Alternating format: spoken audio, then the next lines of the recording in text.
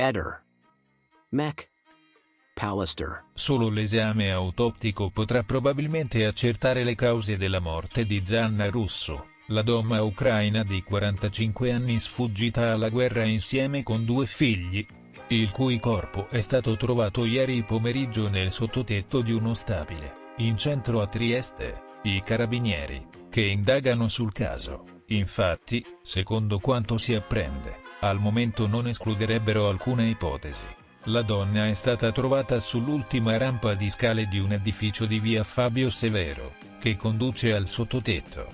3 rampe più in alto rispetto al 6° piano dove viveva, in un appartamento che le era stato assegnato dall'X Consorzio Italiano di Solidarietà, che si occupa di assistenza agli immigrati. L'esame autoptico è stato deciso dal PM titolare delle indagini, Pietro Montrone, giunto in tarda serata sul posto, e potrebbe essere eseguito già domani, o comunque al più presto.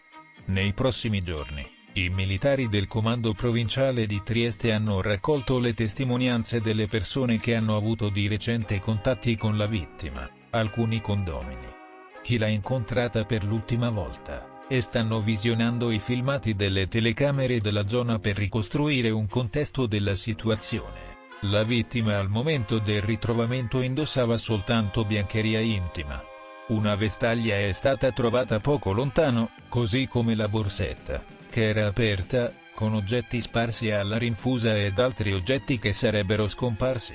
La donna era in cura e avrebbe avuto venerdì scorso un appuntamento con uno psicologo, al quale però non si è mai presentata. Di lei si erano perse le tracce da poco più di una giornata. Giunta in Italia, aveva usufruito inizialmente di un programma di protezione e affidata alla Fondazione Lucchetta, poi all'X.